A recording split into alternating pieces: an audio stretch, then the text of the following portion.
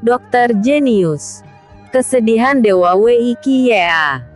Kita kembali dulu ke Nirwana.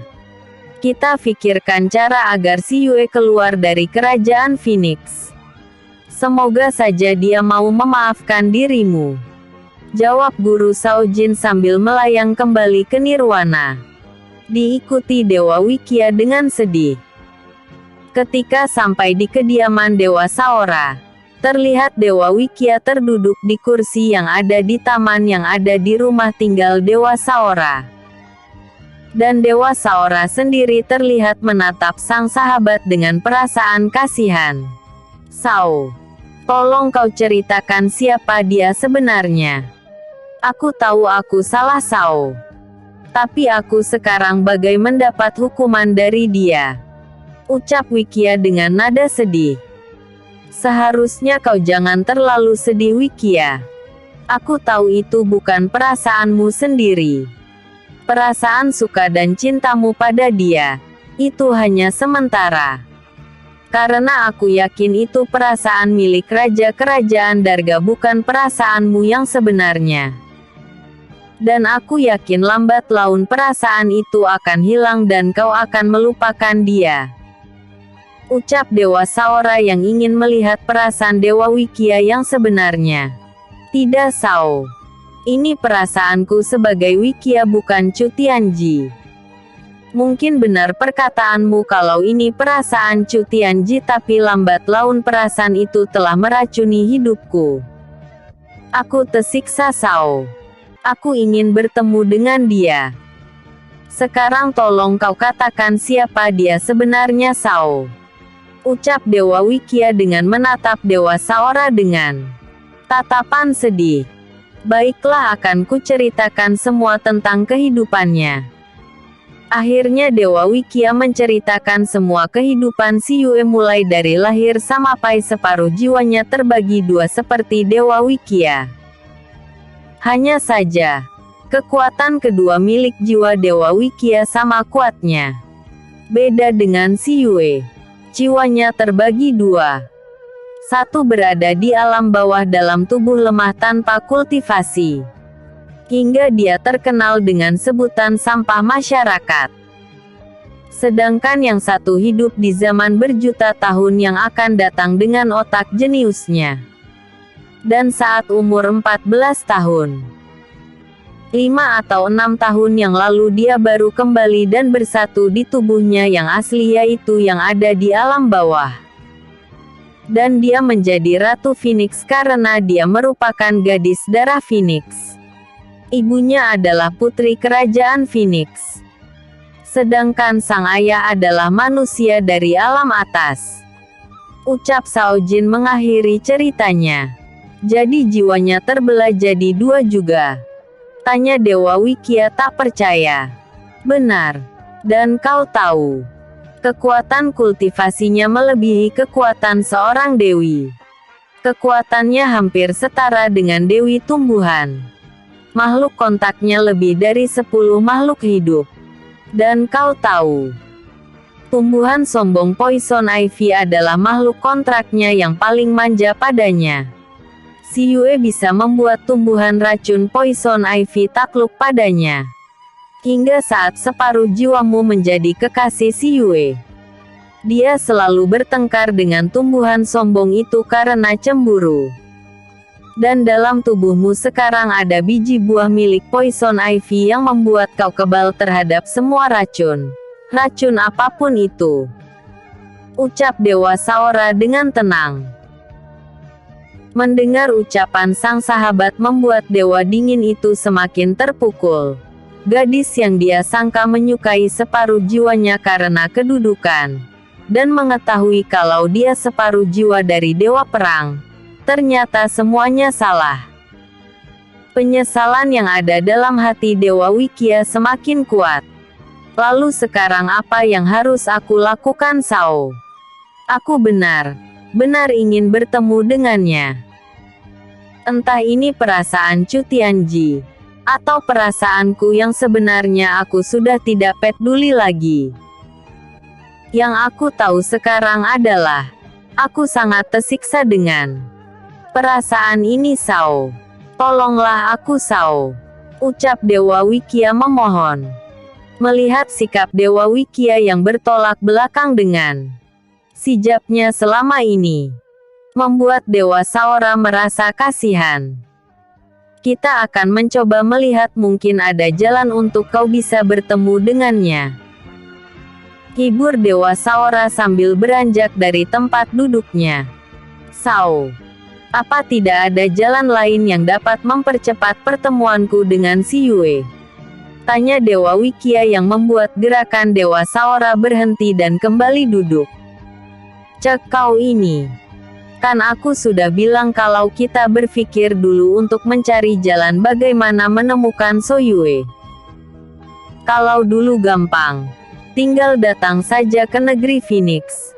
Kita pasti sudah bertemu dengan dia. Tapi sekarang tidak bisa Wikia. Hanya Dewa Agung yang bisa datang ke sana. Kekuatan kita memang lebih tinggi dari si Yue. Tapi artefak kerajaan Phoenix lah yang tidak bisa kita lawan. Sedangkan kekuatan artefak itu hanya patuh para orang yang memiliki darah Phoenix. Ucap Dewa Saora sambil menatap wajah sang sahabat yang terlihat murung. Maksudmu kekuatan kita kalah dengan dia? Ucap Dewa Wikia. Mendengar ucapan Dewa Wikia, Dewa Saora tertawa. Kita bukan kalah dengan si Yue Wikia, tapi kita kalah dengan kekuatan artefak kerajaan Phoenix. Kita tidak bisa menemukan negeri Phoenix karena kekuatan artefak itu dalam menghilangkan Nevada Phoenix. Ucap Saora. Bersabarlah. Kita akan mencari cara. Lanjut Dewa Saora. Dewa Saora kembali beranjak dari tempat duduknya dan berjalan masuk ke dalam rumah tinggalnya. Namun sebelum masuk ke dalam rumahnya, Dewa Saora berhenti dan berbalik melihat sang sahabat. Pulang dan beristirahatlah. Tubuhmu lelah dan baik. Ucap Dewa Saona merasa kasihan pada sang sahabat. Setelah itu dia kembali meneruskan langkahnya. Tak berapa lama terlihat Dewa Wikia berdiri dan berjalan ke arah rumahnya sendiri yang memang bersebelahan dengan rumah sang sahabat. Dia masuk ke dalam rumahnya dan langsung masuk ke dalam ruang tidurnya. Terlihat dia berbaring terlentang di ranjangnya. Kini bayangan si Yue kembali hadir dengan jelas di pelupuk matanya. Yue, sampai kapan kau akan menghukum dan menyiksaku seperti ini? Aku memang bersakah padamu. Tolong beri kesempatan padaku untuk bertemu dan meminta maaf padamu. Ucapnya dengan sedih. Mungkin karena kesedihan itu, akhirnya dia terlelap dan tertidur tanpa mandi dan berganti baju. Sedangkan di belahan dunia, tepatnya di negeri kerajaan Phoenix, terlihat si Yue yang sedang bermeditasi di ruang teratainya bersama para makhluk kontraknya. Tiba-tiba jantungnya berdebar dengan kencang, dan bayangan Raja Chu Tianji terbayang di matanya. Ah, kenapa aku terbayang lagi wajah Tians? Ada apa ini? Bukankah dia sudah bersatu dengan Dewa Songong itu? Dan kenapa petasaan sedih tiba-tiba menyertangku? Ada apa ini? Cek. Sabar. Sabar si Yue. Kau harus bisa melupakan Tiansmu. Dia bukan lagi kekasihmu. Dia dewa yang sombong dan angkuh. Sabar. Sabar. Ucap si Yue sendiri sambil mengusap dadanya dan membuka matanya. Tak lama dia kembali berusaha memfokuskan pikirannya. Namun ternyata dia tidak berhasil. Akhirnya dia berdiri. Dia menatap sekelilingnya. Ternyata para sahabat hewan kontraknya sedang bermeditasi semua. Perlahan si Yue berjalan meninggalkan tempat itu tanpa suara. Dia berjalan ke arah istananya. Dia ke dapur untuk membuat makanan bagi semua hewan kontraknya yang memang sangat suka dengan masakan yang dibuat si Yue. Mencium bau harum masakan si Yue, semua hewan kontraknya segera membuka mata dan mengakhiri kultivasi mereka. Dan Fengan cepat pergi ke istana. Dan benar saja saat mereka masuk ke dapur, terlihat di aras meja sudah ada beberapa masakan yang dibuat si Yue. Dengan senang hati mereka segera duduk mengelilingi meja makan. Tak lama terlihat mereka menikmati masakan si Yue dengan wajah gembira. Setelah makan si Yue segera mandi Fan berbenah diri. Setelah itu si Yue temani Feng Kui, Tiger, Liong Bei dan Ivy kembali ke dunia nyata. Namun dia tak lupa membawa sekeranjang besar buah yang berasal dari ruang teratainya. Ketik sampai di dalam kamar pribadinya, si Yue memanggil pelayan pribadinya. "Salam Ratu, kami menghadap," ucap dua pelayan muda dan cantik yang memang merupakan pelayan pribadinya. "Caca, Ping Yu, kalian bawa buah-buahkan itu ke cooker. Taruh beberapa buah saja di meja kamarku. Dan juga taruh di meja makan untuk sahabat dan saudaraku. Dan sisa lainnya bisa kau bagikan pada pelayan dan para prajurit penjaga yang ada di istana kita ini. Tolong bagi dengan benar dan rata. Jika kurang ambil milikku saja. Jangan sampai ada yang tidak kebagian," ucap si Yue. Melihat sekeranjang buah yang ada di kamar junjungan mereka, mereka sangatlah bahagia. Sebab buah yang selalu mereka terima dari sang ratu, membuat tubuh mereka segar dan kuat. Dan anehnya mereka mudah berkultivasi. Entah dari mana ratu mendapatkan buah itu. Buahan itu rasanya manis dan segar. Sepertinya mereka tidak oetnah memakan buah yang seuri milik sang ratu. Mereka juga tahu, kalau ratu suka membawa buah itu untuk kakek dan keluarga kerajaan. Mendengar ucapan dari sang ratu, keduanya segera berucap, "Baik, kami akan melakukannya yang mulia," ucap mereka bersamaan. "Ya sudah. Panggil beberapa penjaga untuk membawa buah ini keluar," ucap si Yue lembut. Mereka segera memanggil dua lenjaga yang berbadan besar untuk membawa keranjang buah yang memang terlihat cukup besar. Setelah mereka semua keluar, si Yue segera berbenah diri dan keluar dari ruang kamarnya.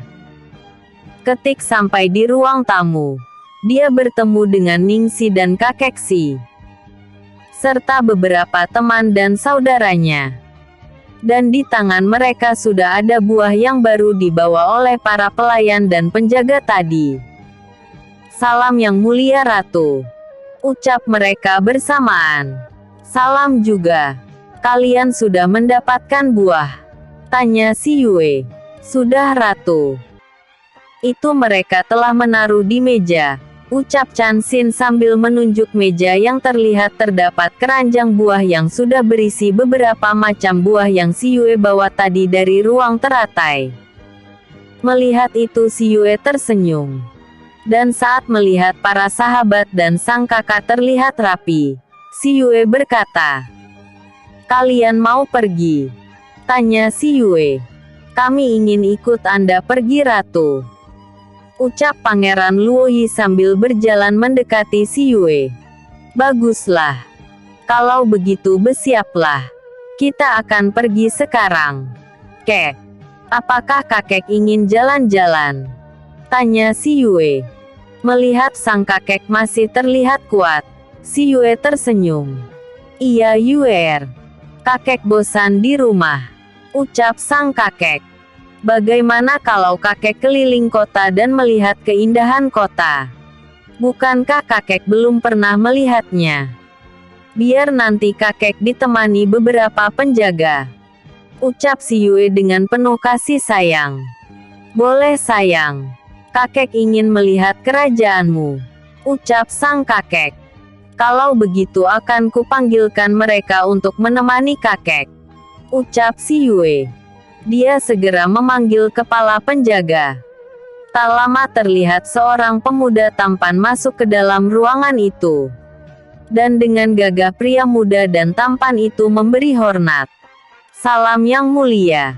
Apakah Anda membutuhkan hamba? Ucap pemuda itu dengan sopan. Apakah kau bisa menyuruh beberapa orang untuk menemani kakek pergi jalan-jalan keliling kota? Ucap si Yue lembut. Tentu yang mulia.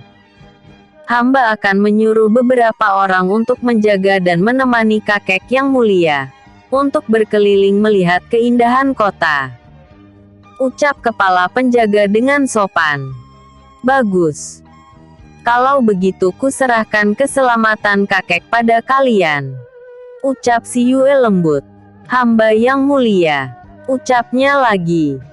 Si Yue segera keluar dari istananya bersama saudara, sahabat dan penjaganya. Hari ini si Yue akan mengajarkan beberapa pelajaran tambahan pada beberapa guru yang dia persiapkan untuk menjadi guru di sekolah yang akan dia siapkan untuk para penduduk. Kegiatan itu sudah dia lakukan dalam beberapa bulan ini. Dan semua program yang dia kerjakan, semua mendapat dukungan dari para pejabat ataupun kaisar dan keluarga kerajaan. Hari-hari si Yue lalui dengan banyak kegiatan. Terkadang dia pergi ke alam atas untuk menemui sang kakek. Karena tugas kerajaan, sang kakek tidak bisa ikut dia pergi ke negeri Phoenix. Hanya saja si Yue tidak berani datang ke istana Darga. Saat pertama kali si Yue pulang ke rumah sang kakek setelah kepulangannya yang mengantar kaisar dan ratu tempo dulu. Tuan Sang Baiki mengatakan kalau Raja dan Tuan Sao Jin mencari dia. Yue, saat kepulanganmu tempo hari, Raja dan gurumu Tuan Sao Jin mencarimu. Apakah kau sudah bertemu dengan mereka? Tanya sang kakek. Raja dan guru. Ternyata mereka sudah datang ke sini. Syukurlah. Ucap si Yue. Sayang. Apakah sekarang kau tidak bersama raja lagi? Kata sang kakek. Hehehe. Tidak lagi kek. Kami sudah berpisah lebih dari 1 tahun yang lalu. Jawab si Yue sambil tersenyum. Walau dalam hati dia masih merasakan sakit. Jadi kalian tidak bersama lagi? Tanya Tuan Sang Baiki tak percaya. Benar kek. Kami sudah berpisah. Jawab si Yue. Kenapa? Bukankah kau ditakdirkan hidup bersama dengannya? Tanya sang kakek. Mungkin. Salah jodoh kek. Jawab si Yue asal. Maksudmu? Tanya kakek tak mengerti. Karena kami sudah berpisah kek. Ucap si Yue. Tapi waktu kau pulang kapan hari itu? Beliau datang bersama gurumu. Beliau mencarimu. Ucap sang kakek lagi. Bukan raja yang mencari si Yue. Kakek salah sangka. Tapi guru. Mungkin guru ada penting sama si Yue. Suatu saat nanti kami pasti akan bertemu kek. Jawab si Yung. Oh. Aku kira baginda raja yang mencarimu sayang. Ucap sang kakek. Bukan kek. Ya sudah si Yue akan melihat keadaan kakek lebih dahulu. Ucap si Yue. Si Yue pun segera memeriksa keadaan tubuh Tuan Sang Baiki. Pada saat itulah sang paman terlihat sudah memakai baju rapi dan mendekati mereka. Sayang. Paman pergi dulu ya. Jika nanti kau mau pulang, kau harus menunggu paman dulu. Ucap Jenderal Long Bei sambil mencium lembut kening si Yue. Baik paman. Tapi kalau terlalu sore, maaf si Yue harus pergi paman. Sebab kami masih akan tinggal di sekte pedang terbang. Ucap si Yue. Baik. Paman mengerti. Jenderal Long Bei. Bagaimanapun juga di depannya adalah seorang ratu. walaupun dia keponakannya. Hampir lupa paman. Bisa titip sesuatu untuk kakek kaisar? Tanya si Yue. Boleh. Tapi kenapa tidak pergi ke sana saja sayang? Tanya Jenderal Longbei. Tidak paman. Si Yue titipkan saja ini pada paman. Dan jika nanti kakek menanyakan si Yue, bilang saja si Yue akan menjenguk kakek kaisar saat datang lagi. Ucap si Yue sambil memberikan beberapa botol pil dan vitamin pada sang paman. Baiklah, akan aku sampaikan. Ucap Jenderal Longbei. Terima kasih paman. Dan tolong jika ada yang menanyakan si Yue, bilang si Yue telah kembali. Si Yue tak ingin berjumpa dengan siapapun. Ucap si Yue. Iya sayang. Sekarang paman pergi dulu. Ayah aku pergi. Ucap Jenderal Longbei berpamitan. Si Yue menatap kepergian sang paman dengan tersenyum. Setelah hampir sore hari sang paman tidak kunjung datang, si Yue terpaksa harus segera kembali. Karena dia akan mengantar Ningxi berpamitan pada kedua orang tuanya. Hubungan Ningxi memang telah membaik dengan kedua orang tuanya. Dan saat sang ayah mengetahui kalau Ningxi sudah hidup di kerajaan Phoenix, mereka sangat bahagia. Dan mereka memberi ingin Ningxi tinggal di negeri Phoenix, asal Ningxi sesekali pulang ke tempat mereka. Dan di bulan lain, si Yue yang sudah mampu berteleportasi sengaja datang ke alam tengah karena akan membawa keluarga si pindah dari alam tengah ke alam atas. Semua pergerakan si Yue tidak bisa diketahui oleh Dewa Wikia. Karena seperti biasa, Feng Kui akan menyuruh beberapa burung sebagai mata yang akan melihat apakah Dewa Wikia ada di alam atas atau tidak. Dan Dewa Wikia yang tidak mengetahui kalau banyak burung anak buah Feng Kui yang selalu mengatakan keberadaannya para si Yue melalui Feng Kui. Hingga 6 bulan berlalu dengan cepat. Dan saat ini terlihat Dewa Wikia sedang duduk dengan tenang di ruang latihan Dewa Saora. Dia terkejut saat mendengar seruan Dewa Saora yang datang dari luar. Wikia, penantianmu untuk bertemu dengan si Yue akan terkabulkan. Ucap Dewa tampan itu yang baru masuk ke dalam rumah tinggalnya. Apa maksudmu? Tanya Dewa Wikia yang duduk dengan tegap saat mendengar suara sang sahabat. Kau ingat festival bunga? Ucap Dewa Saora. Apa hubungannya dengan si Yue? Tanya Dewa Wikia heran. Tentu saja ada. Karena dia akan datang menghadiri acara pesta menyambut festival bunga. Ucap Dewa Saora dengan antusias. Benarkah? Ucap Dewa Wikia tak percaya. Benar sekali. Sebab Nirwana selalu mengundang negeri kerajaan Phoenix setiap ada acara festival bunga yang akan dihadiri Dewi Bunga dan Dewi lainnya. Dan kau, jika kau ingin bertemu dengan gadis pujaanmu itu, maka datanglah di peta menyambut festival bunga. Kalau tidak, aku tidak bisa membantumu lagi. Ucap Dewa Saora. Apakah dia pasti diundang? Ucap Dewa Wikia dengan penuh bahagia namun ada nada cemas.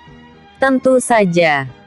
Karena aku melihat undangan yang akan dikirim ke negeri Phoenix. Ucap Dewa Saora lagi. Mendengar ucapan Dewa Saora, dengan serta-merta Dewa Wikia melompat dan memeluk Dewa Wikia. Terima kasih sobat. Kau memang sahabat terbaikku. Ucapnya dengan bahagia. Wikia. Lepaskan. Lepaskan Wikia. Kau menjijikkan. Seru Dewa Saora marah. Dia berusaha melepas pelukam Dewa Wikia. Namun Dewa Wikia malah menciumi pipi dan wajahnya. Setelah puas dia baru melepas pelukannya. Dasar Dewa Sadeng. Kau menjijikkan Wikia, seru Dewa Saora marah dan kesal. Dia mengusap seluruh mukanya yang mendapat ciuman dari Dewa Wikia. Sedangkan Dewa Wikia tertawa kegirangan. Kapan festival itu dilaksanakan? Tanya Dewa Wikia lagi. Cek dasar Dewa Sadeng. Kenapa kau selalu tidak tahu acara di Nirwana?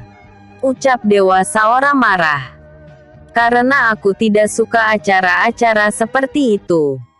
Ucapnya masih dengan santai. 1 bulan lagi. Dan jika kau tidak menghadirinya, maka kau sendiri yang akan menyesal. Ucap Saora dengan wajah kesalnya. Tidak akan. Karena kekasihku akan hadir di sana. Ucapnya dengan gembira. Cih. Sejak kapan dia menjadi kekasihmu?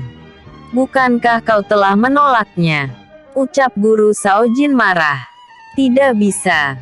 Dia adalah milikku. Selamanya milikku. Ucapnya mengklaim si Yue sebagai miliknya. Belum tentu. Dia sudah hidup jauh darimu hampir 2 tahun ini. Jadi siapa tahu dia sudah memiliki kekasih. Ucap Shaojin dengan masih bernada kesal. Akan aku rebut kembali dia. Dari siapapun yang berani mengambil dia dariku. Ucapnya lantang. Udahan dulu ya. Jangan lupa like, vote dan komennya, aku tunggu. Bersambung. Episode sebelumnya. Dewa Wikia lagi. Episode berikutnya. Undangan untuk SIYUE. Dokter Jenius. Undangan untuk SIYUE. Belum tentu. Dia sudah hidup jauh darimu hampir 2 tahun ini. Jadi siapa tahu dia sudah memiliki kekasih. Ucap Shaojin dengan masih bernada kesal. Akan aku rebut kembali dia. Dari siapapun yang berani mengambil dia dariku. Ucapnya lantang. Wikia. Apa kau tidak malu dengan ucapanmu dulu? Bukankah kau mengatakan kalau si Yue jangan berharap kau akan menyukainya, lalu kenapa sekarang kau mengklaim si Yue milikmu? Ucap Dewa Saora. Untuk dia nggak ada rasa malu pada diriku. Dengan cara apapun akan aku lakukan agar dia jadi milik Chu Tianji kembali. Ucapnya dengan yakin. Kau itu bukan Chu Tianji tapi Dewa Wikia. Kata Saora mengingatkan. Aku memang Dewa Wikia. Tapi aku Chu Tianji kekasih si Yue. Ucap Dewa Wikia dengan yakin dan tegas. Mendengar ucapan Dewa Wikia, Dewa Saora hanya bisa geleng kepala. Dia tak pernah menyangka kalau sahabat dinginnya akan bersikap seperti itu saat virus cinta melanda. Waktu pun berjalan dengan cepat. Tak terasa hari festival bunga akan diselenggarakan kurang dari 2 minggu lagi. Namun dalam kurun waktu itu, Dewa Wikia tak pernah putus asa untuk mencari si Yue. Walaupun terbukti usahanya sia-sia saja. Sedangkan di tempat lain terlihat si Yue bersama para sahabat dan saudaranya sedang berlatih di tempat latihan kerajaan bersama beberapa murid Sekte Phoenix. Untuk kalian para murid Sekte Phoenix, aku harap dalam latihan nanti, kalian tidak menganggapku sebagai ratu kalian. Aku tidak suka itu. Anggap aku sebagai teman satu perguruan kalian. Kalian paham? Ucap si Yue pada murid perguruan Sekte Phoenix yang kini terlihat terdiam mendengar ucapan si Yue. Kenapa kalian diam? Ulang si Yue. Mendengar teguran si Yue, mereka saling pandang. Dan tak lama terdengar suara mereka. Mengerti yang mulia. Ucap mereka bersamaan. Bagus. Sekarang kita mulai latihan kita. Aku ingin melakukan pertarungan satu persatu. Ucap si Yue. Dan terlihat mereka pun mencari kawan masing-masing. Untuk memperkenalkan para sahabatnya dengan penduduknya, si Yue meminta murid sekte melawan sahabatnya. Dan mereka menyetujui pertandingan itu. Pertandingan ini bukan mencari musuh, tapi aku ingin mengakrabkan kalian satu sama lain. Karena kalian semua adalah kekuatan yang dimiliki kerajaan ini. Jadi jangan sampai ada permusuhan di antara kalian. Dan banyak lagi nasihat si Yue kepada mereka semua. Mendengar ucapan si Yue, baik teman maupun murid sekte kagum mendengarnya. Mereka merasa bangga memiliki seorang pimpinan ataupun saudara seperti si Yue. Dan pertandingan pun dimulai. Satu persatu mereka saling serang.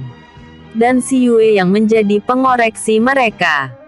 Dia akan memberitahu kekurangan mereka dalam gerakan mereka. Melihat semua itu, murid sekte yang baru mengenal ratu mereka lebih dekat. Merasa semakin kagum dan malah memuja ratu mereka. Si Yue tak segan memberi ilmu atau pengetahuannya pada mereka. Dan dia juga tak segan memarahi mereka.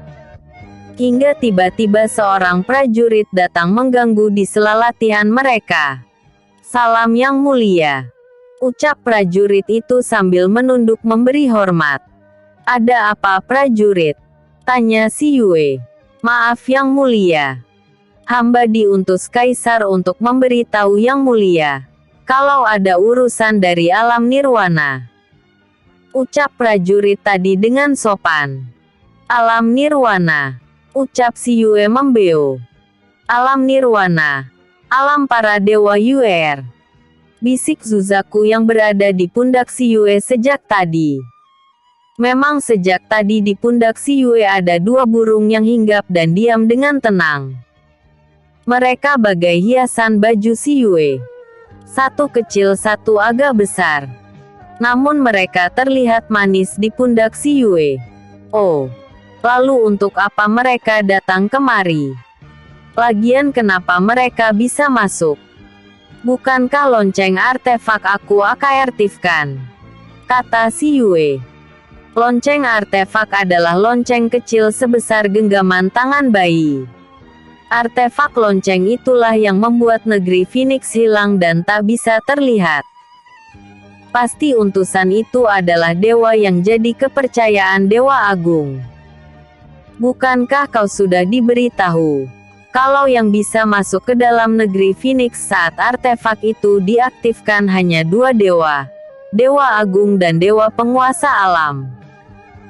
Karena itu jika ada yang bisa masuk, pasti karena adanya campur tangan dari kedua dewa itu, ucap Suzaku yang mengetahui kekuatan lonceng yang ada di tangan si Yue. Lonceng itu setelah terkena darah si Yue, benda itu langsung masuk ke telapak tangan si Yue seperti busur dewa. Karena itu, hilang dan terlihatnya negeri Phoenix ada di tangan si Yue. Kalau begitu ayo kita temui mereka. Dan kalian semua, berlatihlah dengan benar. Kalian aku tinggal dulu, ucap si Yue. Baik yang mulia, ucap mereka serempak.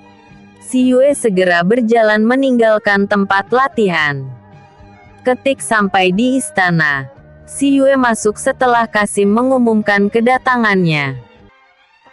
Ketik si Yue masuk dia melihat seorang pria dewasa dan tampan dengan memakai pakaian serba putih dengan rambut panjang diikat sebagian dengan pita putih.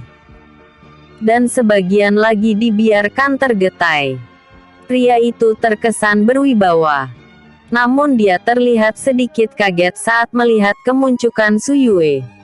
Suzaku yang ada di pundak si Yue berisik. Dia dewa keadilan. Dia merupakan dewa kepercayaan Dewa Agung selain Dewa Wikiasan Dewa Saora gurumu. Lihat saja dia juga tampan. Hanya saja dewa yang paling tampan adalah dewa angkuhmu itu, ucap Suzaku menggoda. Suzaku hanya bisa bercanda atau berucap lembut hanya dengan si Yue. Suzaku mengetahui semua itu karena dia dulu penghuni alam nirvana juga. It's, kenapa kau katakan dia dewa kukak? Ucap si Yue kesal. Mereka pun sampai di depan kaisar dan utusan dari nirvana. Salam kakek. Salam dewa keadilan. Ucap si Yue lembut sambil menangkupkan tangan yang terkepal sebelah di depan dada dan membungkuk sedikit. Sayang, kemarikah? Ucap kaisar sambil melambaikan tangannya. Si Yue tersenyum dan berjakan ke dekat sang kakek. Dan duduk dengan tenang. Inikah Ratu Phoenix? Dan yang mulia sudah mengetahui siapa aku. Kata dewa keadilan sambil tersenyum. Dewa yang jarang tersenyum itu. Ternyata tersenyum juga di depan si Yue. Bagaimana dia tidak tersenyum? Tadi saja saat si Yue baru masuk dia kaget bukan main. Seorang gadis muda dengan memakai baju kuning dengan dandan ringkas dengan rambut diikat di aras kepala dan mahkota kecilnya terlihat sangat imut, anggun dan teramat cantik. Membuat dia kaget. Dan saat dia semakin mendekat, pesona gadis itu sangatlah kuat. Dan ternyata dialah Ratu Phoenix yang dimaksud oleh Dewa Agung. Bagaimana dia tidak akan tersenyum melihat keindahan itu? Maaf Dewa, jika si Yue telah lancang. Ucap si Yue lembut. Suaranya membuat jantung Dewa Keadilan berdebar. Suara itu sangatlah merdu di telinganya. Tidak masalah. Perkenalkan namaku Wuchan, Dewa Keadilan. Ucap dewa yang masih terpesona dengan si Yue. Saya si Yue yang dipercaya menjadi Ratu Kerajaan Phoenix. Ucap si Yue lembut. Melihat sikap si Yue yang sopan dan merendah anggun dan tegas membuat Dewa Wuchan semakin kagum. Dia menatap wajah cantik itu dengan penuh kekaguman. Maaf. Kalau boleh tahu, ada apakah yang mulia Dewa Wuchan datang ke istana kami? Ucap si Yue sambil menatap Dewa Wuchan dan senyum ramah masih terlihat di wajah cantik itu. Beberapa detik Dewa Wuchan tak bisa berkata apa-apa. Melihat tingkah Dewa Wuchan, Kaisar Song ingin tertawa. Dia tahu kalau Dewa Wuchan terpesona melihat senyuman manis sang cucu. Tapi dia juga tahu kalau si Yue sudah memiliki seorang kekasih. Yang mulia. Panggil si Yue yang merasa enggan melihat tatapan Dewa Wuchan. Namun Dewa Wuchan tetap tak bergeming. Hingga panggilan ketiga kalinya Dewa Wuchan tersadar. Maaf. Anda tanya apa Ratu? Ucapnya sambil menetralkan sikapnya. Apa yang membuat yang mulia sampai di kerajaan kami? Ucap si Yue. Oh, maaf.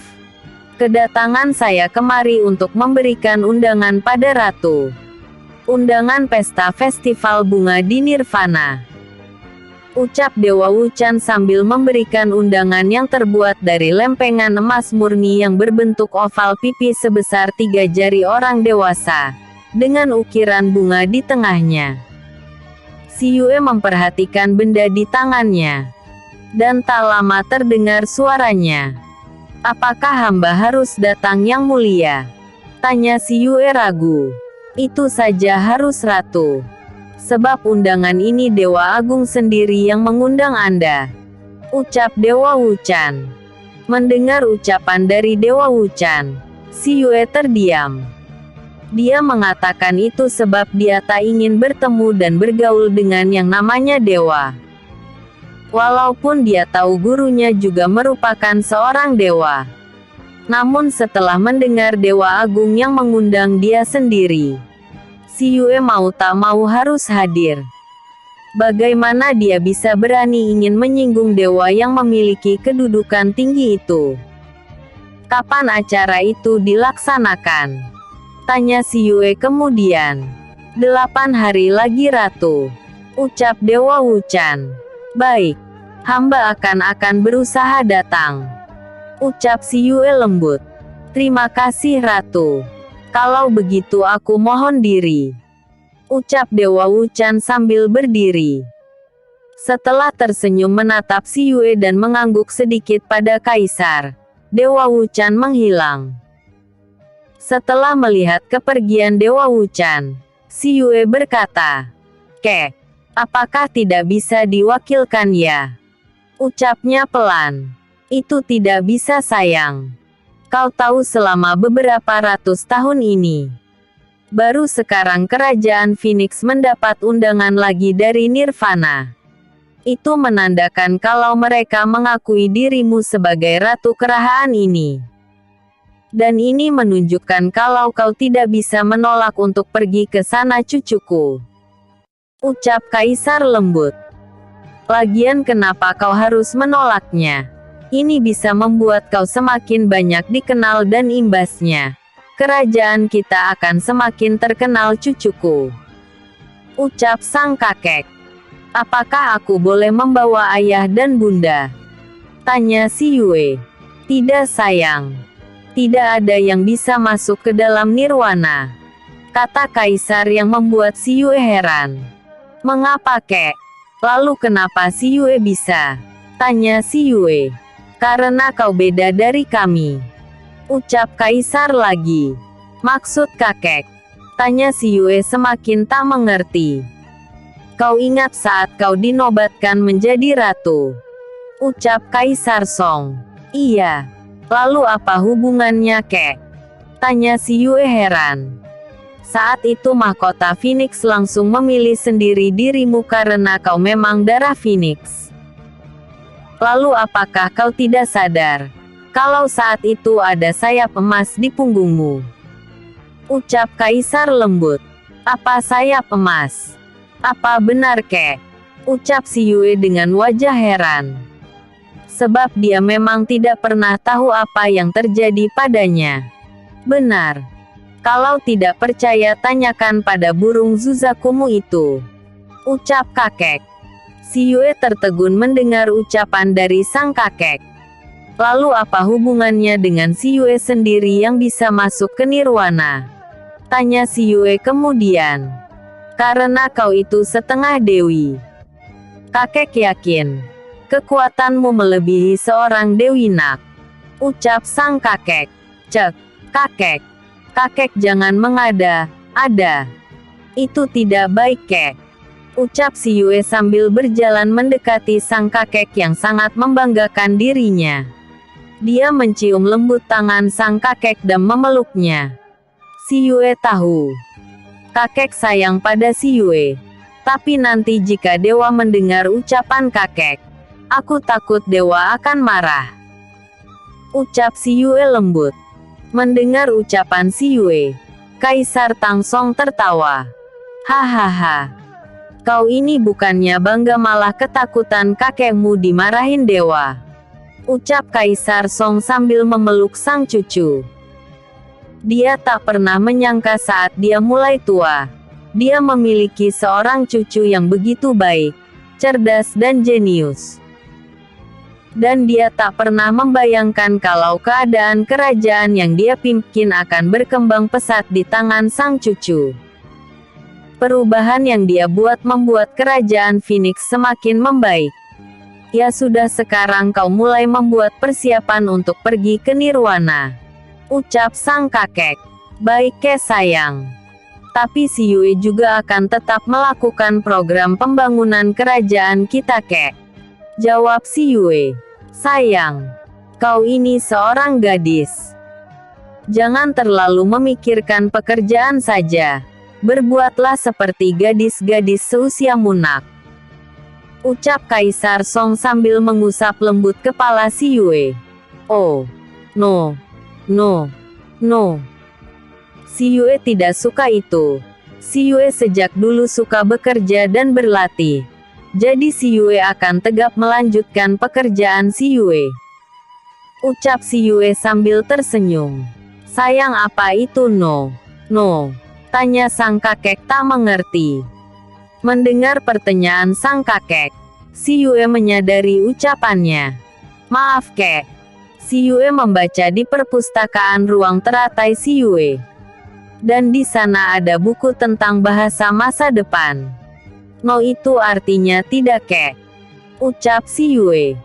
Kaisar Song memang sudah tahu kalau Si Yue memiliki ruang teratai.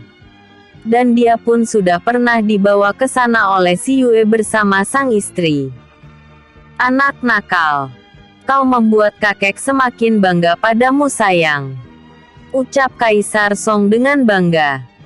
Mendengar sebutan dari sang kakek, membuat hati Si Yue sedikit sakit. Dia teringat wajah tampan itu lagi. Ya sudah, kek, kalau begitu Si Yue pergi dulu. Si Yue akan melanjutkan Latina dulu bersama murid sekte dan teman Si Yue. Ucap Si Yue lembut. Pergilah. Tapi jangan lupa mempersiapkan kepergianmu ke Nirvana, ucap Kaisar Song. Baik, kakek sayang, ucap Si Yue sambil mencium pipi sang kakek lalu berjalan pergi keluar dari ruangan itu. Melihat tingkah sang cucu, Kaisar Song tersenyum bahagia. Dari sekian banyak cucunya, hanya Si Yue yang berani bermanja seperti itu padanya. Tapi semenjak kehadiran Si Yue, sikap cucu, menantu dan putra-putrinya sudah banyak berubah. Mereka sekarang tidak terlalu kaku lagi menghadapi dia dan sang istri. Hanya saja mereka masih belum berani seperti Si Yue. Sedangkan Si Yue sendiri kini telah sampai di tempat latihan. Dan dia melihat sahabat dan murid sekte masih berlatih. Dia segera mendatangi mereka. Yang mulia, seru mereka bersamaan. Sekarang ganti aku yang ingin berlatih. Aku menginginkan kalian menyerangku dengan sungguh-sungguh. Dan jika di antara kalian tidak mendengarkan perkataanku, dan menyerangku dengan main-main, jangan salahkan aku jika aku menghajar kalian. Dan aku harap kalian mendengarkan ucapanku, ucap Si Yue sambil bersiap memasang kuda. Apakah kami maju semua, Yue? Ucap Chan Xin. Benar. Kalian harus menyerangku bersamaan. Dan ingat perkataanku tadi. Jangan main-main dan jangan sungkan. Jika aku melihat itu, jangan menyesal jika mendapat hukuman dariku. Kalian paham? Ucap Si Yue. Kami paham, yang mulai, seru mereka serempak. Dan tak lama terlihat Si Yue diserang oleh lebih dari 20 orang. Sahabat, saudara dan murid sekte. Saat pertama kali menyerang Si Yue, murid sekte agak bimbang. Dan itu membuat mereka mendapatkan pukulan yang sangat menyakitkan dari Si Yue. Membuat mereka sadar kalau Si Yue memang serius. Apalagi melihat sahabat dan saudara dari sang ratu memang menyerang dengan sungguh-sungguh. Akhirnya mereka pun menyerang Si Yue dengan penuh semangat. Terlihat Si Yue bermain dengan lincah menerima serangan mereka. Walaupun dikeroyok lebih dari 20 orang, terlihat gerakan Si Yue sangat ringan. Malahan dia masih sempat mengoreksi kesalahan mereka dan memberi pelajaran pada mereka. Tentu saja para murid sekte sangat gembira berlatih dengan Si Yue. Dengan penuh semangat mereka terus menyerang Si Yue. Tanpa mereka sadari di sudut tempat latihan ada seorang pria tua yang melihat pertarungan itu dengan senyuman gembira. Dia sangat kagum dengan kekuatan sang ratu dan juga kecerdasannya memberi pelajaran pada beberapa murid yang berlatih dengan sang ratu. Dia melihat kalau para murid itu adalah murid seniornya. Yang dia tahu kalau kekuatan mereka berada di level tinggi. Yang mulia, ternyata kau memang pantas menyandang sebagai ratu kami. Di dalam tubuh mudamu itu, aku tidak menyangka kalau kau begitu kuat, ucap pria itu sambil tersenyum. Tak lama seorang pria parubaya datang ke arena latihan. Guru, Ternyata guru ada di sini, ucap pria parubaya itu. Ses, jangan karas-karas. Lihat itu, ucapnya sambil menunjuk pada perkelahian ratu mereka. Yang mulia ratu, seruan tertahan orang itu. Ses, aku bilang jangan keras-keras. Kau akan mengganggu mereka, ucap pria pertama. Mereka adalah guru besar Tang Hiling, juga merupakan kakek buyut Si Yue, ayah dari Kaisar Song. Sedangkan pria parubaya itu adalah salah satu guru sekte Phoenix, yaitu Guru Sam. Yang mulia, mereka, ucap Guru Sam cemas. Jangan cemas, itu perintah dari ratu sendiri. Dan mereka bukan hanya berkelahi, tapi ratu memberi pelajaran pada mereka. Lihat dan saksikan dengan benar, ucap Guru Tang Hiling dengan wajah senang. Dengan patuh Guru Sam menonton di dekat Guru Tang Hiling. Dan benar saja apa yang diucapkan sang guru besar. Terlihat Si Yue menyalahkan atau memukul gerakan mereka yang dirasa salah dan terdengar ucapan dari Si Yue yang menyalahkan atau memberi petunjuk pada mereka. Akhirnya dia melihat dengan gembira pertarungan itu. Cukup lama pertarungan itu terjadi, hingga akhirnya Si Yue melihat kelelahan di wajah mereka. Dan gerakan mereka agak melambat. Si Yue pun berseru, "Cukup," ucapnya sambil melayang di udara dan mendarat agak jauh dari mereka dengan ringan. Terlihat sekali kalau ilmu meringankan tubuh Si Yue sudah tinggi. Aku kira latihan kita hari ini cukup dulu. Dan untuk yang tadi aku salahkan, berlatih lebih giat. 2 hari lagi, aku ingin melihat perubahan gerakan kalian, ucap Si Yue. Baik yang mulia, ucap mereka serempak.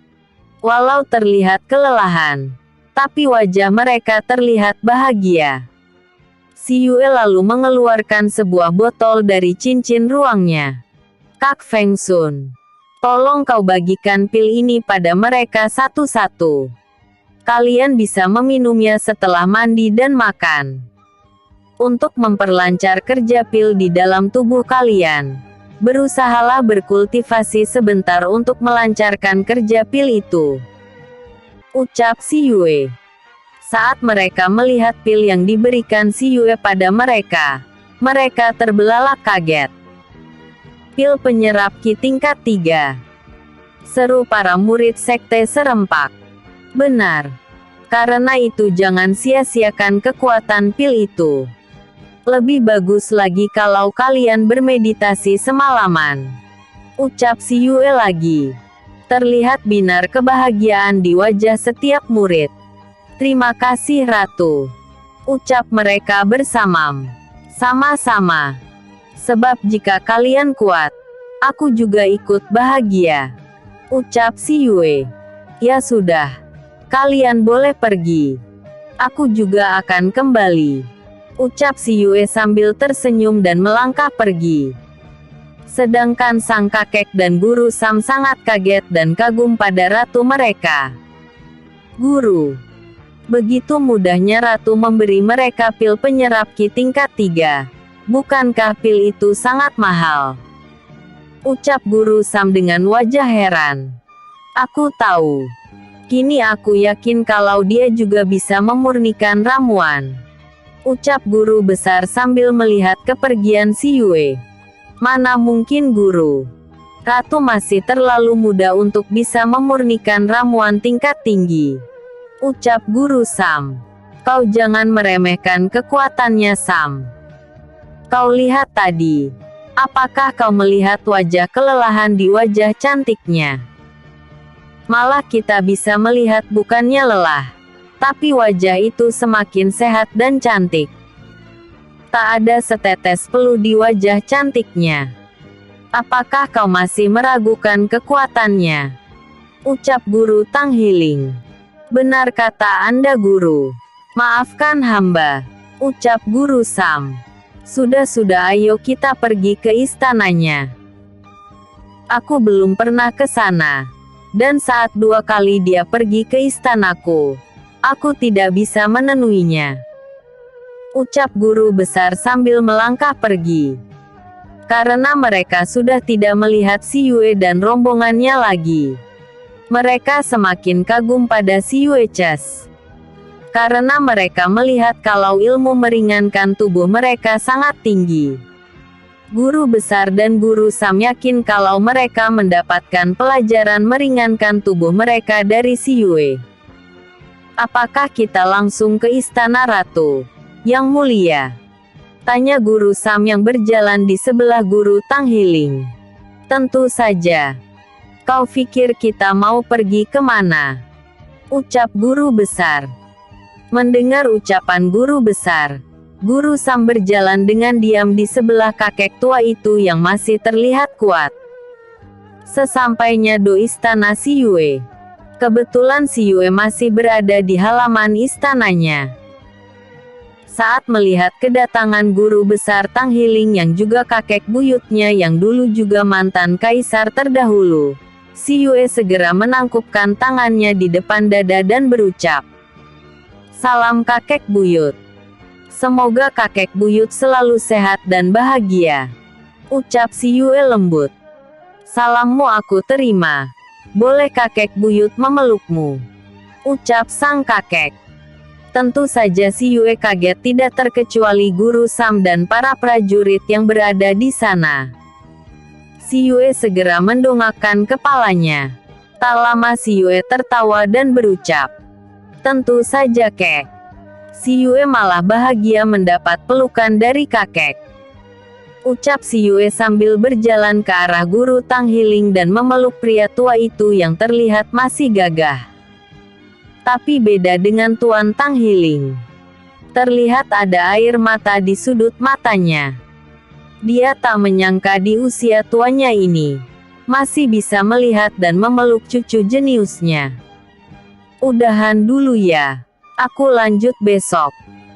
Yang penasaran pertemuan si Yue dan Dewa Wikia? Insya Allah autor ceritakan besok. Jangan lupa like, vote, dan komennya autor tunggu. Bersambung. Episode sebelumnya. Kesedihan Dewa Wikia. Episode berikutnya. Pesta FESTIFAL Bunga. Dokter Jenius. Pesta FESTIFAL Bunga. Tentu saja kek. Si Yue malah bahagia mendapat pelukan dari kakek.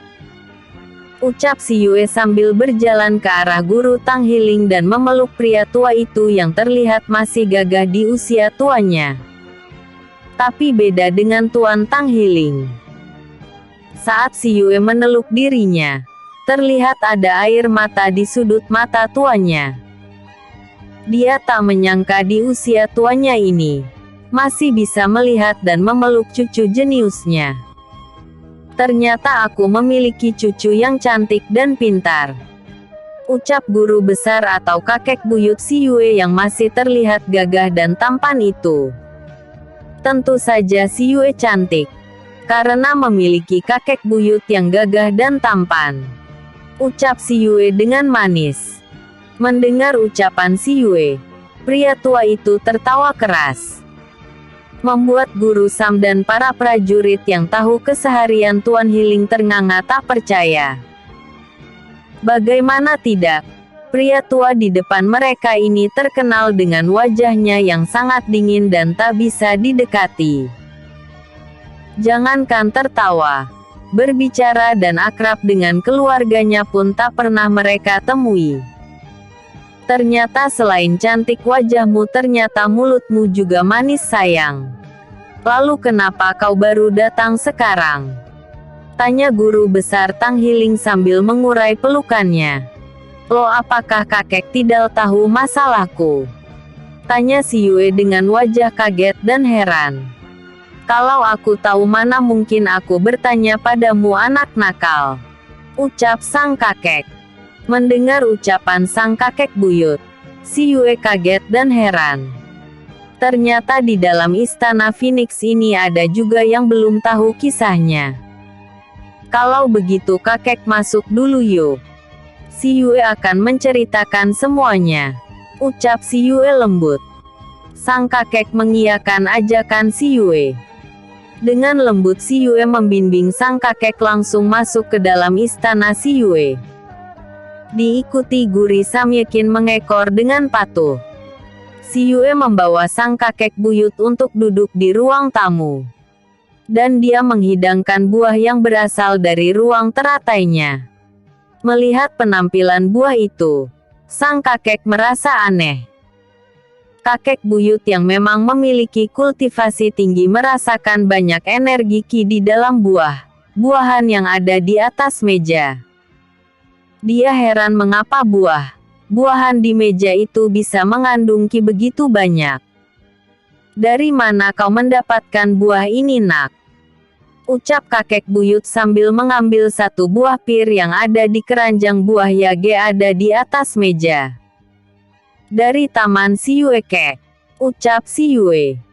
Mana mungkin si Yue berkata kalau buah itu dia ambil dari ruang teratai miliknya. Dan mengakui kalau dia memiliki ruang teratai di depan Guru Sam. Boleh kakek memakannya, nak? Tanya kakek lembut. Tentu saja kek. Silahkan. Ucap si Yue. Dan saat kakek buyut memakai buah itu, dia menatap si Yue. Boleh kakek melihat kebunmu? Tanya kakek. Tentu kek. Kapan si Yue akan membawa kakek buyut ke sana? Ucap si Yue sambil tersenyum. Kalau begitu sekarang ceritakan pada kakek kenapa kau baru kembali ke istana ini sekarang. Ucap kakek lagi. Akhirnya si Yue menceritakan semua perjalanan hidupnya. Walaupun saat dia di dunia modern tidak dia katakan. Mendengar semua itu, terlihat kakek buyut menahan kemarahan. Apakah mereka yang sudah berbuat jahat padamu sudah mendapat hukuman? Ucapnya dengan nada marah dan kesal. Tentu saja sudah kek. Mereka si Yue hukum di depan kakek kaisar. Jawab si Yue. Kenapa Song tidak menceritakan semua ini padaku? Sesal Mia. Mungkin kakek Song tidak mau mengganggu kultivasi kakek. Hibur si Yue. Untung saja kau selamat. Seharusnya Song sudah membawamu ke istana ini sejak kau lahir. Kenapa hanya ibumu saja yang dia selamatkan? Dasar anak bodoh. Untung saja kau masih hidup. Ucapnya lagi. Sudahlah kakek buyut. Kakek lakukan itu karena kekuatan si Yue hilang dan si Yue dalam keadaan koma. Beliau takut aku malah terluka jika dipaksa datang ke sini. Ucap si Yue menghibur. Lalu kenapa dia tidak berkata padaku? Mungkin aku bisa menolongmu saat itu. Ucapnya lagi. Walaupun si Yue merasa kalau perkataan sang kakek ada benarnya. Tapi dia tak ingin pria tua ini semakin marah dan memarahi sang kakek yang sangat menyayangi dia. Kakek, jangan marah lagi. Nanti mempengaruhi kesehatan kakek lo. Oh ya, si Yue memiliki vitamin. Kakek mau? Tanya si Yue sambil mengambil beberapa pil Guyanzi dan botol vitamin dari dalam cincin ruangnya. Dan memberikan botol tersebut pada sang kakek buyut. Apa ini, nak? Ucapnya perlahan. Kakek buyut bisa melihatnya sendiri. Sedangkan ini 2 botol yang berisi cairan vitamin. Ini dinamakan sirup kek. Dan ini bisa kakek minum sedikit saja setiap pagi. Ini gunanya untuk kesehatan tubuh kakek. Ucap si Yue. Kakek buyut menerimanya dengan wajah terlihat kaget dan terharu. Namun saat dia membuka botol yang lebih kecil, matanya melotot sempurna. Di dalam botol itu ada 2 pil berwarna putih. Ini pil Guyanzi.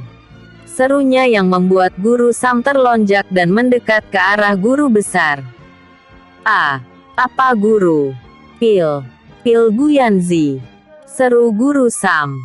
Tapi kakek buyut hanya bisa menatap botol itu dengan wajah kaget. Guru Sam tak percaya. Perlahan dia mendekati botol yang tercium harum ramuan. Dan dia mengenal harum ramuan itu. Dan dengan wajah penasaran dia melihat isi botol. Saat melihat 2 pil berwarna putih di dalam botol yang Vi pegang guru besar, dia berseru sambil mendekap mulutnya. Guru, pil ramuan Guyanzi. Serunya tak percaya. Iya kakek buyut, Guru Sam. Itu memang pil Guyanzi, ucap si Yue. Kau membeli di mana? Sebab pil ini sangat sulit didapatkan, ucap sang kakek buyut setelah sadar dari keterkejutannya. Si Yue memurnikan sendiri kek. Si Yue memiliki banyak pil ramuan. Dan salah satunya pil itu, ucap si Yue dengan tenang. Kau memurnikan sendiri, ucap sang kakek. Sedangkan Guru Sam ternganga tak percaya. Benar kek? Memangnya kenapa dengan pil itu kek? Si Yue masih memiliki banyak pil seperti itu, jawab si Yue dengan tenang. Apa? Seru mereka berdua bersamaan. Terlihat mereka menatap si Yue bagai melihat dewi. Dan si Yue hanya bisa menatap mereka dengan pandangan tak mengerti. Memangnya salah jika kita memiliki banyak pil ramuan ya kek? Tanya si Yue lagi. Setelah menetralkan detak jantung mereka, kakek buyut berkata, Tidak masalah nak. Hanya saja kami sangat syok melihat kemampuanmu itu, ucap kakek buyut. Setelah kejadian itu, kakek buyut ingin tinggal bersama si Yue. Karena memang dia tinggal sendiri. Karena sang istri sudah meninggal berpuluh tahun yang lalu. Si Yue pun dengan senang hati menerima sang kakek buyut tinggal di istananya. Melihat sang ayah tinggal di istana sang cucu, Kaisar Song kesal. Dia juga ingin tinggal bersama si Yue. Tapi sang istri tidak mengizinkannya. Dan kakek buyut tambah senang setelah tahu di sana juga ada kakek Si yang bisa menemani dia. Sedangkan Guru Sam kembali ke sekte. Hanya sesekali beliau datang ke tempat kakek buyut Tang Hiling. Apalagi setelah si Yue membawa kakek buyut masuk ke dalam ruang teratai. Beliau malah lebih suka berada di sana. Hari pun berjalan dengan cepat. Tak terasa 7 hari berlalu dengan cepat. Dan hari festival bunga pun kini akan dilaksanakan besok. Karena itu kakek kaisar sudah mengingatkan si Yue tentang kepergiannya ke alam nirwana. Sayang kapan kau akan pergi ke alam nirvana? Tanya sang kakek kaisar setelah mereka mengikuti pertemuan rutin para pejabat kerajaan. Sepulang dari sini kek, kata Zuzaku, perjalanan ke sana membutuhkan waktu sehari semalam. Dan jika kami berangkat setelah ini, kemungkinan kita sampai di sana pagi hari. Jadi kami tidak membutuhkan waktu terlalu lama menunggu acara dimulai, ucap si Yue dengan wajah tenangnya. Nak, kemungkinan acara itu diselenggarakan paling cepat 1 minggu. Apakah kau sudah mempersiapkan segalanya? Ucap sang kakek. Sudah kek. Untuk acara puncak, si Yue membawa baju kebesaran kerajaan. Sebab si Yue ingin menunjukkan kekuatan dan keindahan kerajaan Phoenix ini kek. Jawab si Yue. Walaupun sebenarnya dia tidak menginginkan memakai baju yang si Yue anggap terlalu ribet. Karena itulah si Yue hanya membawa 1 baju yang menunjukkan dia memang seorang ratu. Sedangkan baju yang lain, dia buat seringkas dan seringan mungkin, tapi tetap menunjukkan susi keangguan. dan elegan dari seorang ratu. Bagus sayang. Ternyata cucuku ini benar-benar cucu berotak jenius, ucap sang kakek. Terima kasih kek. Tapi semua itu juga dukungan dari kakek dan keluarga kerajaan. Jika tidak, si Yue tidak akan bisa berdiri di sini. Ucapnya merendah. Dasar gadis baik hati. Kau selaku merendah dan tidak ingin disanjung. Betapa bangganya kami Kewada Munak. Ucap sang kakek. Jangan terlalu memuji si Yue kek. Nanti si Yue besar kepala. Ucap si Yue yang membuat keluarga kerajaan yang ada di sana tertawa. Yue, kau harus berhati-hati. Andai kami bisa pergi, pasti kami akan menemanimu. Ucap Cuyan sepupu si Yue, putra dari paman pertama. Tidak apakah si Yue akan berhati-hati. Si Yue titip sahabat dan kakek si.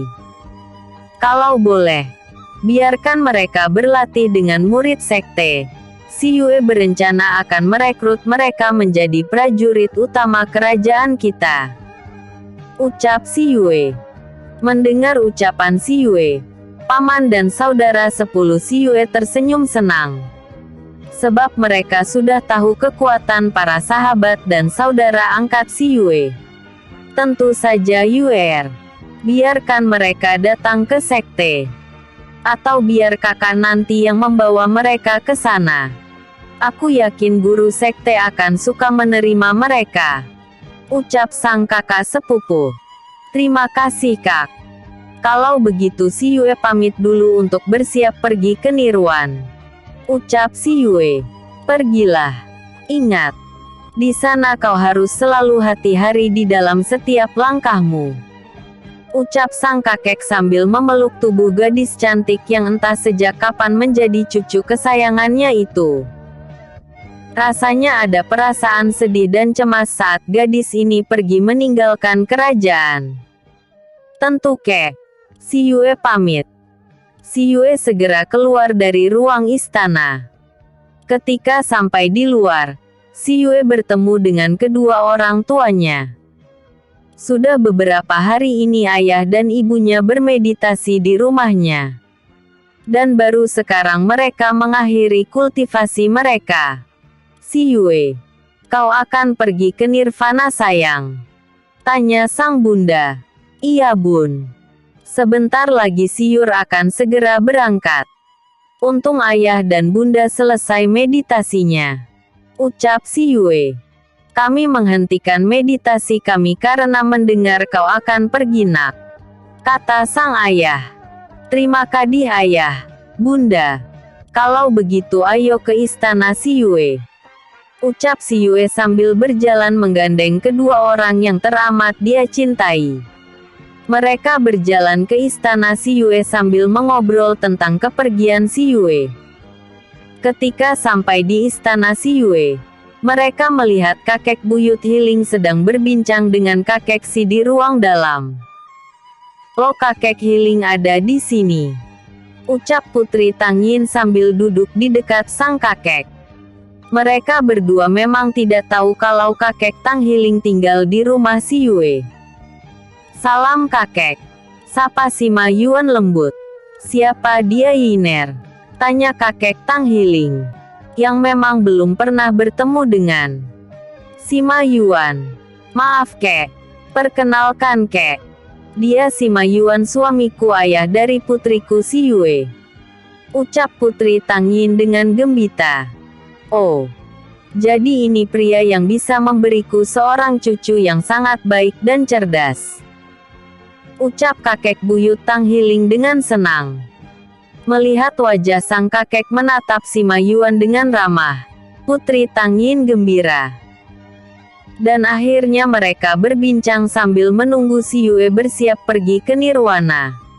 Sedangkan Putri Tang Yin masuk ke dalam bersama si Yue. Dia akan membantu si Yue bersiap-siap. Dan tak lama terlihat si Yue keluar dengan memakai baju putih bergaris kuning keemasan dan rambut diikat ekor kuda dengan mahkota kecil di kepalanya. Dia terlihat cantik, energik dan imut, serta kuat, anggun dan tegas. Melihat penampilan si Yue, baik kakek Si, kakek buyut dan sang ayah terpesona melihat penampilan si Yue. Terlihat mereka menatap dengan diam. Cek, kenapa kalian menatap si Yue seperti itu ayah, kakek? Apa penampilan si Yue jelek ya? Ucap si Yue saat melihat mereka bertiga bengong. Ah, tidak nak, kau sangat cantik. Cantik sekali, ucap sang ayah sambil mendekat. Benar sayang, cucu kakek terlihat sangat cantik, ucap guru besar Tang Hiling. Si Yue pikir si Yue terlihat menakutkan. Ucap si Yue, tidak sayang. Putri ayah memang gadis yang paling cantik. Kau akan berangkat sekarang? Tanya sang ayah. Benar ayah. Suzaku bilang agar kami sampai di sana masih pagi dan tidak terlambat di dalam pertemuan. Ucap si Yue. Begitu ya, Suzaku. Aku titipkan si Yue padamu. Aku tahu kalian akan menjaga si Yue dengan baik. Tapi aku tetap berpesan tolong jaga selalu si Yue. Ucap si Ma Yuan pada Suzaku yang berada di pundak si Yue. Pasti ayah. Kami akan selalu menjaga si Yue. Ucap Suzaku lembut. Kalau begitu pergilah. Hati-hati. Ucap sang ayah sambil memeluk gadis cantiknya. Baik ayah. Jawab si Yue. Si Yue segera berpamitan pada kedua kakek dan sang ibu. Setelah itu si Yue berjalan keluar istananya. Ketik sampai di luar, terlihat para sahabat, saudara dan para prajurit juga murid sekte yang selalu berlatih dengan si Yue, terlihat berdiri menunggu si Yue. Ternyata kalian ada di sini. Aku pergi dulu. Ingat jangan malas berlatih. Dan kalian murid sekte, aku titip para sahabatku. Ucap si Yue lembut. Baik yang mulia. Ucap mereka serempak. Dan saat si Yue mau berangkat, keluarga kerajaan datang juga. Setelah berpamitan, si Yue segera melompat ke atas tubuh Suzaku yang telah berada di udara di atas istana si Yue dengan tubuh besar membara.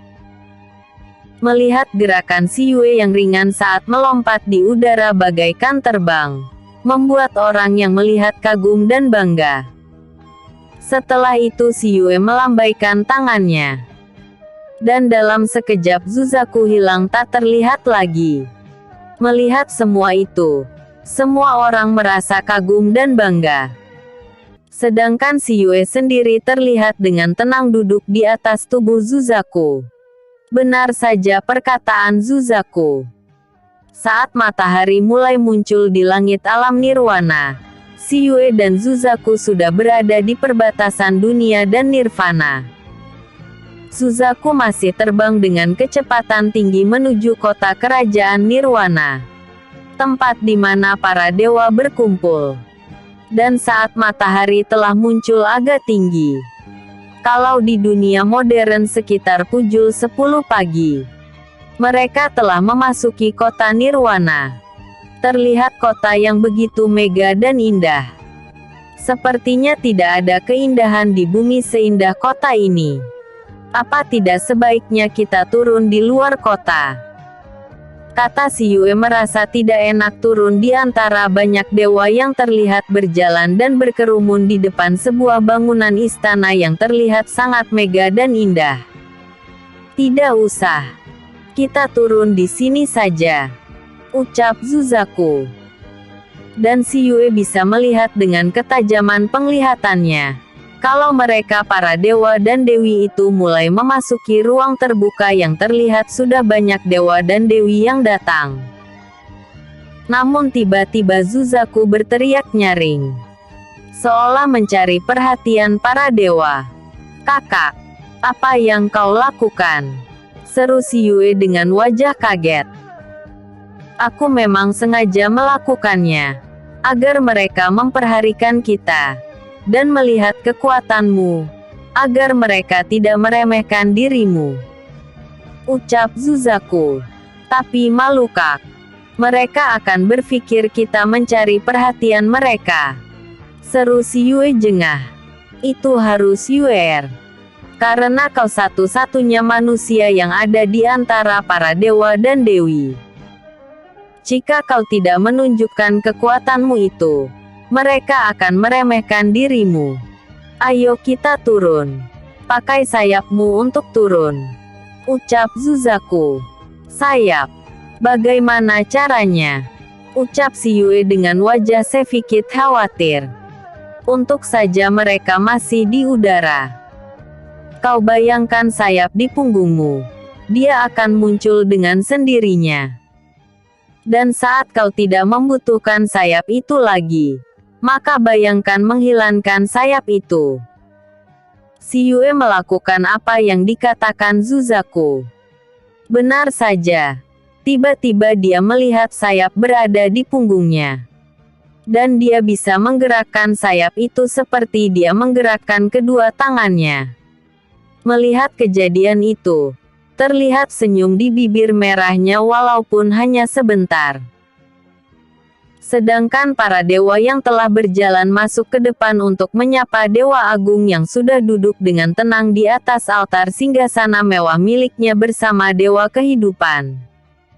Mereka terkejut mendengar suara teriak seekor burung. Otomatis mereka menatap ke arah langit.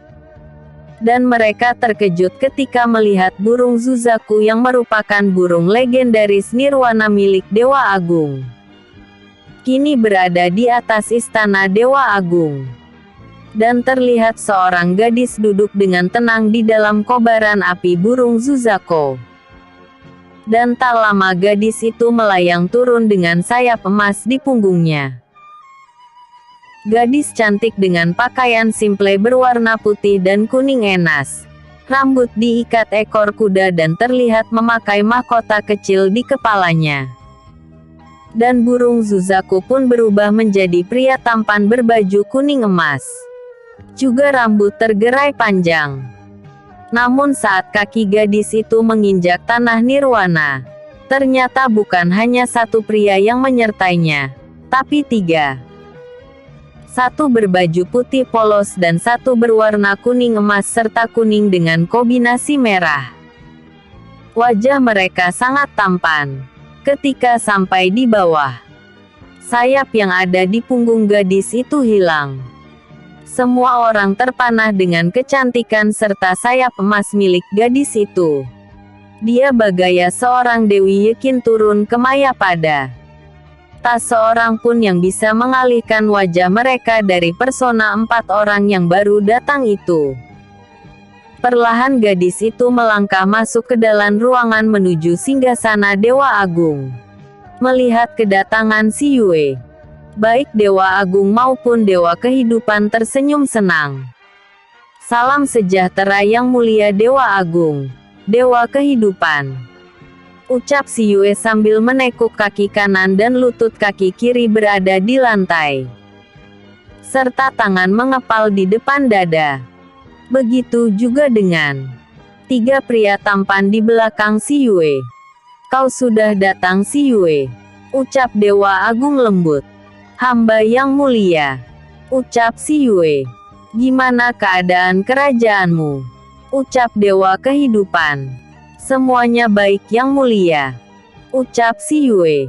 Dan kau Suzaku. Kau ternyata bersama si Yue. Apakah kau hidup bersamanya? Ucap Dewa Agung yang sempat terkejut melihat burung yang pernah hidup dengannya itu. Yang merupakan penguasa seluruh makhluk yang berjenis burung itu bersama si Yue. Benar sekali Dewa Agung. Hamba sekarang adalah makhluk kontrak Ratu Phoenix. Ucap Suzaku dengan tenang. Aku pikir kau tidak dapat terselamatkan setelah kejadian itu. Ucap Dewa Agung. Hamba turun ke alam bawah. Karena dalam kejadian itu hamba terluka sangat parah. Hamba hanya bisa bertahan dengan cara menyegel tubuh hamba dan menunggu Ratu Phoenix menemukan hamba. Karena hanya dia yang bisa menyembuhkan hamba. Ucap Suzaku. Syukurlah kau selamat. Dan sekarang terlihat semakin kuat. Ucap Dewa Agung. Semua berkata Tuanku Si Yue yang mulia. Ucap Suzaku. Kalau begitu silahkan duduk. Ucap Dewa Agung. Terima kasih yang mulia. Ucap Si Yue Ches. Si Yue pun segera mencari tempat duduk untuk mereka. Dan di sudut ruangan dia melihat meja kosong. Mereka segera berjalan ke arah meja kosong itu dengan mendapatkan tatapan dari segala penjuru. Apalagi para dewa yang masih muda. Sedangkan untuk para dewi, ada tatapan kagum, ada tatapan iri, juga ada tatapan meremehkan. Namun mereka tidak berani melakukan langsung di depan Si Yue. Sebab mereka sempat melihat sedikit kekuatan Si Yue tadi. Namun tiba-tiba kegaduhan terjadi. Saat dua pria tampan masuk ke dalam ruangan. Dua pria tampan itu tentu saja Dewa Saora dan Dewa Wikia. Dua pria itu adalah dewa dambaan para dewi di Nirvana. Apalagi si tampan Wikia. Mereka heran. Kenapa para tahun ini Dewa Wikia mau datang ke pesta penyambutan festival bunga? Sebab sejak dulu tidak sekalipun Dewa Wikia mau mendatangi pesta apapun itu. Sejak kepulangannya dari alam iblis, mereka merasa ada perbedaan pada dewa tampan ini. Dia yang dulunya memang dingin, kini semakin dingin. Dan dia tidak pernah berkumpul dengan dewa-dewi. Dia sering turun ke bumi, entah apa yang dilakukan di sana. Saat Dewa Saora dan Dewa Wikia masuk, sempat wajah Dewa Wikia menelusuri ruangan itu. Namun Ted dengar helaan nafasnya dan wajah sendunya. Terlihat dia berjalan ke arah Dewa Agung bersama Dewa Saora dengan wajah sedih. Setelah berbicara sebentar dengan Dewa Agung dan Dewa Kehidupan, mereka melangkah ingin keluar. Namun seruan pelan Dewa Saora membuat kangkah Dewa Wikia terhenti. Si Yue. Ucap pelan Dewa Saora. Seketika Dewa Wikia menghentikan langkahnya. Dan dia melihat pada sang sahabat yang melangkah ke arah pojok ruang pesta. Dewa Wikia segera melihat ke arah itu. Dan wajahnya seketika bersinar cerah. Saat dia melihat Si Yue yang duduk di sana. Wajah cantik itu. Wajah yang sudah lama dia harapkan pertemuannya. Kini berada di depannya dengan segala personanya. Namun kegembiraannya tiba-tiba musnah saat dia melihat Si Yue sedang duduk bersama tiga pria tampan. Seketika darahnya mendidih. Apalagi melihat di sekitarnya. Banyak tatapan para dewa yang terpesona menatap wajah Si Yue. Hingga sapaan Dewi Bunga dan Dewi Keindahan dia abaikan. Maaf udahan dulu ya. Aku lanjut besok lagi. Jangan lupa like, vote, dan komennya aku tunggu. Bersambung. Episode sebelumnya. Undangan untuk SIYUE. Episode berikutnya. FESTIFAL Bunga.